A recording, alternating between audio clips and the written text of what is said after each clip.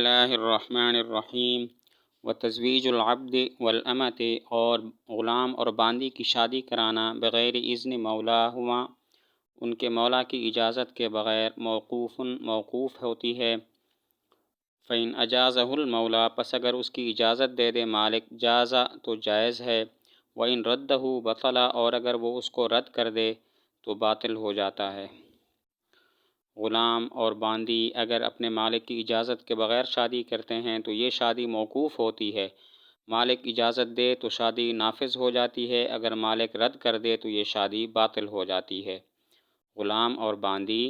اگر شادی کرتے ہیں اپنے مالک کی اجازت کے بغیر تو یہ شادی موقوف ہوتی ہے، مالک اجازت دے تو یہ شادی جائز ہو جائے گی، اور اگر مالک رد کر دے تو یہ شادی باطل ہو جاتی ہے۔ وَكَذَلِكَ، اور اسی طرح حال ہے، إِن زَوَّجَ رَجُلٌ امرأةً، اگر شادی کرا دی کسی عورت کی، کسی آدمی نے کسی عورت کی بغیر رضاہا، اس کی رضامندی کے بغیر، او رجلاً، یا شادی کرا دی کسی آدمی کی بغیر رضاہ، بغیر اس کی رضامندی کے۔ اگر کسی آدمی نے کسی عورت کی یا کسی مرد کی شادی اس کی رضامندی کے بغیر کر دی تو بھی موقوف ہوگی۔ اگر شادی جس کی ہوئی ہے وہ اجازت دے دے تو نافذ ہو جائے گی، اور اگر وہ رد کر دے تو یہ شادی باطل ہو جائے گی۔ اگر کسی آدمی نے کسی عورت کی یا کسی مرد کی شادی ان کی اجازت، ان کی رضامندی کے بغیر کرا دی تو یہ موقوف ہوگی۔ اگر جس کی شادی ہوئی ہے وہ اس کو جائز قرار دے تو شادی جائز ہو جائے گی، اور اگر وہ اس کو رد کر دے تو یہ شادی باطل ہو جاتی ہے۔ وَيَجُوزُ، اور جائز ہے، لِابْنِ الْعَمِّ، چچا کے بیٹا کے لیے، أَن يُزَوِّجَ بِنْتَ عَمِّهِ، کہ شادی کرائے اپنے چچا کی بیٹی کی، من نفسہ، اپنے آپ سے۔ اگر چچا زاد بھائی ہے، اس نے اپنی چچا کی بیٹی کی شادی اپنے آپ سے کر دی ہے تو یہ بھی جائز ہو جائے گی۔ چچا زاد بھائی نے اپنے چچا کی بیٹی کی شادی اپنے سے کرا دی تو یہ بھی جائز ہو جائے گی۔ وَإِذَا أَذِنَتِ الْمَرْأَةُ لِلرَّجُلِ، اور جب اجازت دی عورت نے مرد کو، أَن يُزَوِّجَهَا مِن نَفْسِهِ، کہ اس کی شادی کرا دے اپنے آپ سے، فَعَقَدَ، پس اس نے نکاح کیا، بِحَضْرَةِ الشَّاهِدَيْنِ، دو گواہوں کی موجودگی میں، جازا تو یہ جائز ہے۔ عورت نے مرد کو اجازت دی کہ میری شادی اپنے آپ سے کرا سکتے ہو، اس آدمی نے دو گواہوں کی موجودگی میں اس کی شادی اپنے سے کرا دی تو یہ بھی جائز ہو جائے گی۔ عورت نے مرد کو اجازت دی کہ تم میری شادی اپنے آپ سے کرا سکتے ہو، اس نے دو گواہوں کی موجودگی میں اس کی شادی اپنے سے کرا دی تو جازا، یہ جائز ہے۔ وَإِذَا ضَمِنَ الْوَلِيُّ، اور جب ضامن ہو جائے ولی، المہر للمرأۃ، عورت کے لیے مہر کا، صح زمانہ، تو صحیح ہے اس کی زمان،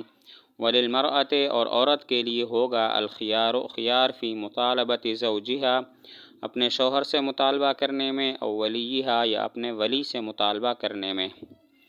مہر کا ولی ضامن ہو جاتا ہے، مہر مقرر ہوا اور عورت کے سرپرست نے کہا کہ میں اس کا جو ہے اس کے مہر کا ضامن ہوں، تو یہ ضمان صحیح ہے۔ پھر عورت کو دو اختیار ہوں گے، چاہے تو وہ اپنے شوہر سے مہر کا مطالبہ کرے، اور چاہے تو اپنے سرپرست سے مہر کا مطالبہ کرے جو ضامن ہوا ہے۔ عورت کے مہر کا ولی سرپرست ضامن ہو گیا عورت کے لیے تو یہ صحیح ہے، پھر عورت کو اختیار ہوگا۔ تو اگر ولی عورت کے لیے مہر کا ضامن بن گیا تو یہ ضمان صحیح ہے، پھر عورت کو دو اختیار ہوں گے، چاہے تو مہر کا مطالبہ شوہر سے کرے اور چاہے تو اپنے سرپرست سے کرے جو ضامن ہوا۔ وَإِذَا فَرَّقَ الْقَاضِي، اور جب تفریق کر دے قاضی، بین الزوجین، میاں بیوی کے درمیان، فی النکاح الفاسد، نکاح فاسد میں، قبل الدخول، دخول سے پہلے، فلا مہر لہا، تو اس کے لیے کوئی مہر نہیں ہوگا، وَكَذَلِكَ بَعْدَ الْخَلْوَةِ، اور اسی طرح حال ہے خلوت کے بعد، فَإِن دَخَلَ بِهَا، پس اگر اس نے اس سے دخول کیا، فَلَهَا مَہْرُ مِثْلِهَا، تو اس کے لیے اس کا مہر مثلی ہوگا، وَلَا يُزَادُ عَلَى الْمُسَمَّى، اور جو نہیں بڑھایا جائے گا طے شدہ پر، وَعَلَيْهَا الْعِدَّةُ، اور اس عورت پر لازم ہوگی عدت، وَيَثْبُتُ نَسَبُ وَلَدِهَا مِنْهُ، اور ثابت ہو جائے گا اس کے بچے کا نسب اس سے۔ اگر نکاح فاسد ہوا، مثلا نکاح ہوا بغیر گواہوں کے اور قاضی نے ان دونوں کے درمیان تفریق کر دی، تو دیکھیں گے اگر یہ تفریق دخول سے پہلے یا خلوت سے پہلے ہے تو عورت کو کوئی مہر نہیں ملے گا، اور اگر ہم بستری کے بعد یہ تفریق ہے تو پھر اس کو مہر مثلی ملے گا جو طے شدہ مہر سے زائد نہیں ہونا چاہیے، اور عورت پر عدت بھی لازم ہوگی۔ اگر اس کا بچہ ہوا ہے تو اس بچے کا نسب بھی اس کے شوہر سے ثابت ہو جائے گا۔ اگر نکاح فاسد ہوا، مثلا نکاح ہوا تھا بغیر گواہوں کے اور قاضی نے میاں بیوی میں تفریق کر دی، تو دیکھیں گے اگر تو صحبت سے پہلے یہ تفریق ہے یا خلوت سے پہلے، خلوت کے بعد یہ تفریق ہے، صحبت کے سے پہلے یا خلوت کے بعد یہ تفریق ہے تو پھر عورت کو کوئی مہر نہیں ملے گا، لیکن اگر صحبت کے بعد یہ تفریق ہے تو پھر اس صورت میں اس کو مہر مثلی ملے گا جو طے شدہ مہر سے زائد نہیں ہونا چاہیے، اور اس عورت پر عدت لازم ہوگی، اور اس کا اگر بچہ ہوا ہے تو بچے کا نسب بھی اس سے ثابت ہو جائے گا۔ ومہر مثلہا، اور اس کا مہر مثلی یعتبر، اس کا اعتبار کیا جائے گا، باخواتہا، اس کی بہنوں کے ساتھ، وعماتہا، اور اس کی پھوپھیوں کے ساتھ، وبنات عمہا، اور اس کے چچا کے بیٹیوں کے ساتھ، ولا یعتبر، اور اس کا اعتبار نہیں کیا جائے گا، بامہا وخالتہا،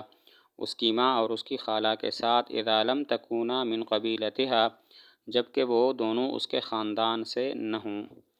ویعتبر فی مہر المثل، اور مہر مثلی میں اعتبار کیا جائے گا، ان یتساوی المرأتان، کہ برابر ہوں دونوں عورتیں، فی السن، عمر میں، والجمال، اور حسن میں، والمال، اور مال میں، والعقل والدین، اور عقل اور دین میں، والنسب، اور نسب میں، والبلد، والعصر، والعفت،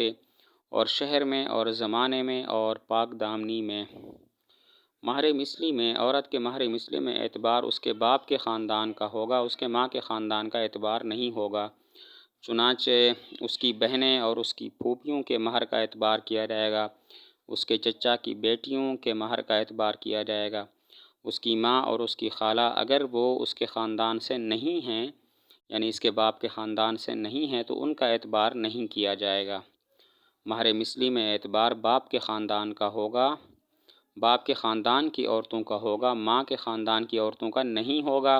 لہذا اس میں اعتبار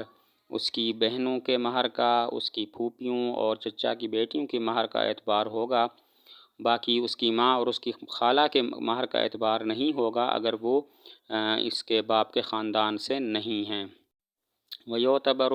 اور مہر مثلی میں اس بات کا اعتبار ہوتا ہے کہ دونوں عورتیں عمر میں، حسن میں، مال، عقل، دین، نسب، شہر، زمانے اور پاک دامنی میں برابر ہوں۔